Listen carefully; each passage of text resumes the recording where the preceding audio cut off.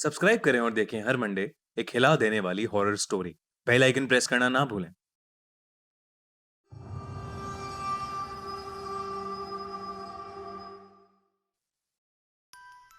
एक बार आकाश और आकांक्षा नाम का एक कपल छुट्टियां मनाने के लिए अपने नए फार्म हाउस पर गए थे। उन्होंने वो फार्म हाउस 2 महीने पहले ही धीरज नाम के एक आदमी से खरीदा था। 26 जनवरी की छुट्टियों में उन्होंने अपने फार्म हाउस जाकर टाइम स्पेंड करने का प्लान बनाया। वहां का माहौल बहुत खूबसूरत था। एक गार्डन था और एक बड़ा सा घर था। घर के पीछे भी एक गार्डन था, लेकिन वहां की मिट्टी कुछ अलग थी। ऐसा लग रहा था कि जैसे वहां कुछ समय पहले ही जगह जगह पर खुदाई की गई हो।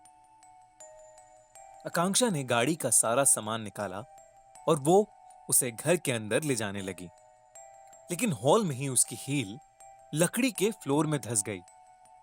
उसने जब नीचे देखा, वहां पर एक मैट बिछा हुआ था।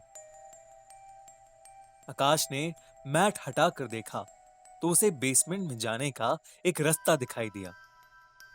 आकाश को यह देखकर हैरानी हुई, क्योंकि धीरज ने बेसमेंट के बारे में उन्हें कुछ नहीं बताया था। लेकिन अब जब उन्हें वो बेसमेंट का दरवाजा मिल ही गया था, तो उन्होंने सोचा कि पहले उसे ही देख आते हैं। वो दोनों लोग बेसमेंट में आ गए। वहां उन्हें अलमारी पर किताबों का एक शेल्फ दिखाई दिया। आकांक्षा बुक्स की बहुत शौकीन थी और ये देखते ही वो बहुत खुश हो गई। तभी उसमें से एक किताब शेल्फ से जमीन पर नीचे गिर पड़ी। आकांक्षा ने वो किताब नीचे से उठाई। उसका नाम था द गोस्टली कॉन्स्टिट्यूशन। आकांक्षा को लगा ये कोई फिक्शनल यानी काल्पनिक नॉवेल होगी। वो तुरंत उसे पढ़ने लगी और शायद यही उसकी जिंदगी की सबसे बड़ी भूल थी। जैसे ही उसने वो बुक खोली, उसे उसकी पहली लाइन दिखी। इस किताब को पढ़ने वाला अब इस किताब में लिखे गए नियमों का गुलाम हो जाएगा। ये नियम इस दुनिया और दूसरी दुनिया के सारे लोगों पर बराबर लागू होते हैं।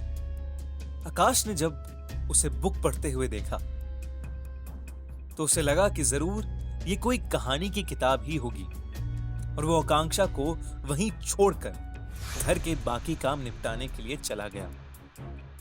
शाम हो गई और आकांक्षा अब भी बेसमेंट में ही थी। आकाश आकांक्षा को बुलाने नीचे बेसमेंट में चला गया, पर जैसे ही वो बेसमेंट में गया, जो उसने देखा उससे उसकी आंखें खुली की खुली रह गईं।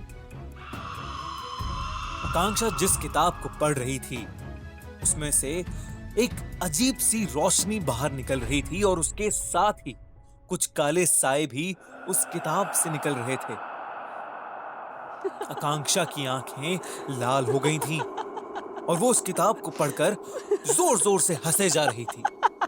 आकाश ये देखकर हैरान हो गया और उसने तुरंत उस किताब को आकांक्षा के हाथ से छीनकर फेंक दिया। जैसे ही उसने वो किताब छीनी, वो सारी काली परछाइयां जो उस किताब से निकल रही थीं, वो आकांक्षा के अंदर चली गईं। आकांक्षा का रंग एकदम काला पड़ गया और उसने आकाश का गला पकड़ लिया। उसने एक भयानक आवाज में आकाश से कहा, तुझे मुझे नहीं रोकना चाहिए था। अब मुझे इस किताब के रूल्स के अनुसार इसमें कैद होकर रहना पड़ेगा।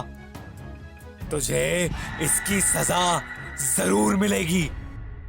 उसने आकाश के गले को घुमा दिया, जिससे उसकी उसी वक्त मौत हो गई। इसके बाद वो जमीन पर रेंगते हुए उस किताब तक गई और उसे खोलने लगी। लेकिन जैसे ही उसने वो किताब खोली, उस किताब से उसका हाथ चिपक गया। ऐसा लग रहा था कि जैसे वो किताब उसके हाथ को खा रही थी। धीरे धीरे उसका पूरा शरीर उस किताब में चला गया और फिर वो किताब अपने आप बंद हो गई। अगले दिन धीरज उस बेसमेंट में आया। उसने किताब को फिर से शेल्फ में रख दिया और उसने आकाश की लाश को घर के पीछे वाले गार्डन में एक गड्ढा खोदकर दफना दिया। धीरज ने उस फार्म हाउस के आगे एक बार फिर फॉर सेल का बोर्ड लगाया और वहां से चला गया। ऐसे भयानक गोस्टली कॉन्स्टिट्यूशन से कहीं अच्छा है हमारे देश का कॉन्स्टिट्यूशन, जो हमें बहुत सारे अधिकार और राइट्स देता है। इस रिपब्लिक डे अपने राइट्स के बारे में जरूर पढ़िए और अपने आसपास के लोगों को एजुकेट करिए। और टीम खूनी मंडे की ओर से a very very happy Republic day. और हिला देने वाली हॉरर स्टोरीज के लिए हमारे चैनल खूनी मंडे को सब्सक्राइब करना ना भूलें।